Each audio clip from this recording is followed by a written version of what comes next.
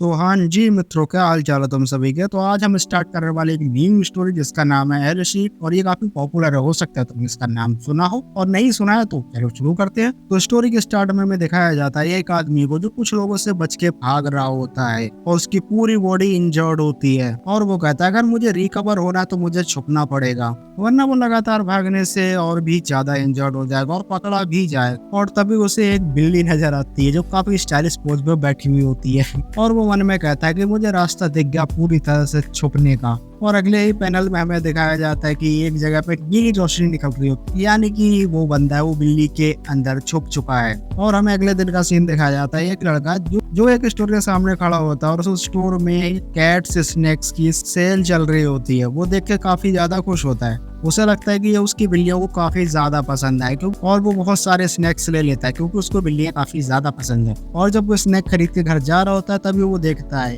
एक बच्चा जिसे कार लगभग टक्कर मारने ही वाली होती है। तभी वो अपनी सुपर स्पीड के साथ में उस बच्चे को बचा लेता है और उससे कहता है क्या तुम ठीक हो, तुम्हें बिल्कुल भी चोट नहीं लगी है, लेकिन अगली बार से तुम्हें ध्यान रखना होगा। और वो वहां से चला जाता है। जितने भी लोग वहां पर खड़े होते हैं किसी को समझ में नहीं आ रहा होता है। समझ में तो आना छोड़ो, किसी को ये भी पता नहीं होता अगर बच्चा जो अभी कार से एक्सीडेंट जिसका होने वाला था वो आखिर गया कहाँ। सब आपस में बातें करने लग जाते हैं। तभी उस बच्चे की माँ भागती हुई आती है और उस बच्चे से कहती है कि तुम्हें चोट तो नहीं लगी, तुम्हें पता है मैं कितनी डर गई थी, तुम्हारे सामने कार आने के बाद भी तुम वहां से भागे क्यों। बच्चा उसे कहता है मुझे नहीं पता, मुझे उस लड़के ने बचाया। वो लड़का उसकी तरफ उंगली करता है लेकिन उसको समझ में नहीं आता क्योंकि वो जा चुका होता है। उसकी माँ कहती है कौन लड़का। और तभी हमें जीवो को दिखाया जाता है जो कहता है कि मैं काफी खुश हूँ कि मैंने अपनी पावर्स की मदद से उस लड़के को बचाया। लेकिन उसके दिमाग में साथ ही एक बात और चल रही होती है, कहीं उसने अपनी पावर्स को एक्सपोज तो नहीं कर दिया है। और उसकी अगले सीन में हमें नाइट का सीन दिखाया जाता है जहाँ पर अपना लड़का मस्त अपनी बिल्लियों को खाना खिलाते हुए बातें कर रहा होता है। वो बिल्लियों से कहता है सॉरी मुझे आज स्कूल से आने में थोड़ी देर होगी, मुझे लगता है तुम काफी भूखी हो।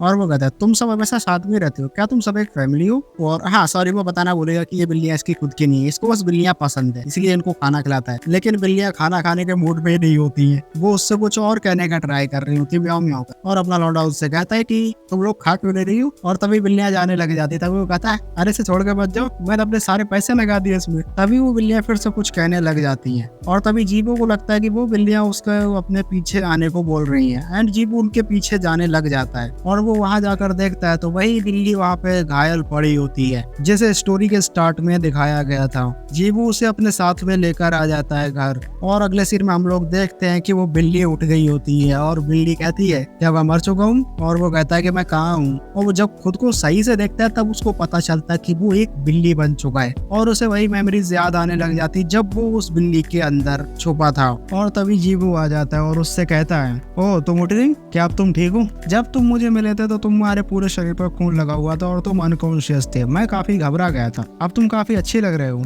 और बिल्ली के अंदर जो आदमी छुपा हुआ होता है वो इससे काफी इरिटेटिंग फील कर रहा होता है। वो कहता अबे ये बेवकूफ कौन है। तभी अपना जीबू कहता है ऑल राइट किट्टी अब तुम ठीक हो। लेकिन वो कहता है क्या यही वो लड़का है जो मेरे बेहोश होने के बाद मुझे यहाँ लेकर आ गया। और जीबू भाग कर जाता है और उसके लिए जल्दी से खाना लेकर आ जाता है। उससे कहता है सॉरी मुझे आने में थोड़ी देर है, मैं तुम्हारे लिए कुछ खाना लेने गया था। जीबू उससे कहता है वैसे तुम बेहोश क्यों हो गए थे, तुम्हें देखकर लगता तो नहीं कि तुम्हारे शरीर पर चोट लगी होगी। वैसे जब मैंने तुम्हें फोन में लथपथ देखा तो मुझे लगा तुम्हें शायद चोट लगी होगी, क्या वो खून किसी और का था या फिर तुम्हारे शरीर पर कहीं चोट लगी है। लेकिन उससे जीबू की बातों से इरिटेशन होती है। वो कहता है ये कितनी बकवास करता है, चुप रहने का नाम ही नहीं ले रहा। जीबू उससे कहता है मुझे लगता है तुम भूखे हो, ये खाओ इससे तुम बहुत जल्दी हील हो जाओगे। जीबू उससे कहता है कि इसे खा लो ये बहुत हेल्दी है। लेकिन जो बिल्ले के अंदर होता है उसका नाम होता है काइडन। वो भड़क जाता है, बोलता है इस साले की हिम्मत कैसे हुई, महान काइडन को बिल्ली का खाना खिलाना चाहता है। तभी काइडन कहता है खैर छोड़ो, अभी मैं एक बिल्ली हूँ तो जल्दी हील होने के लिए खा ही लेता हूँ। लेकिन जैसे ही कैडन उस फूड को खाने वाला होता है तभी जीबू उसे उठाकर चेक करने लगता है कि वो लड़का है या लड़की है। काइडन का पारा गर्म हो जाता है। काइडन उससे कहता है अबे साला नीचे उतार मुझे, क्या चेक कर रहा है मुझे में। जीबू को समझ में नहीं आ रहा होता ये आवाज कहाँ से आई होती है। वो कहता है ये किसकी आवाज थी, अभी मैंने एक डीप मेल वॉइस सुनी, क्या मैंने टीवी खुली छोड़ दी है। तभी काइडन उसे अपना पंजा दिखाते हुए कहता है अबे तूने सुना नहीं,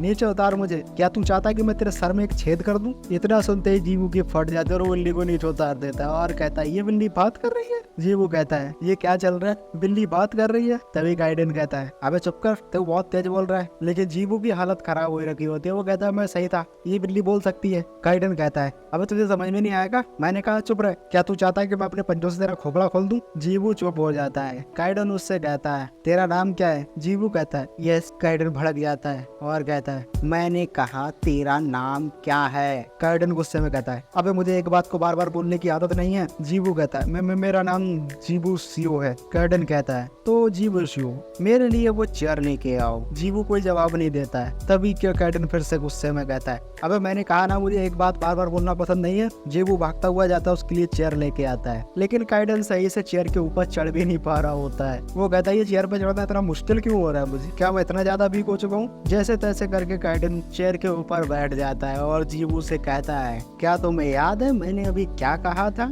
अगर तुमने इस बारे में किसी को कुछ भी बताया तो मैं तुम्हें चांद से मार दूंगा। जीवू कहता है यस सर। काइडन उसे छोड़ देता है और शीशे में देखता है। शीशे में उसे एक मोटी बिल्ली दिख रही होती है जो कि वो खुद होता है। वो कहता है ये मोटी बिल्ली कौन है, जरा इसकी चिन्ह तो देखूं। और तभी वो ध्यान से देखता है तो तब उसे पता चलता है कि वो मोटी बिल्ली और कोई नहीं, वो खुद है। वो एक मोटी बिल्ली में बदल चुका है। वो कहता है क्या मैं द ग्रेट काइडन मोटा बिल्ला बन चुका हूँ। और ये एपिसोड यहीं पर एंड हो जाता है।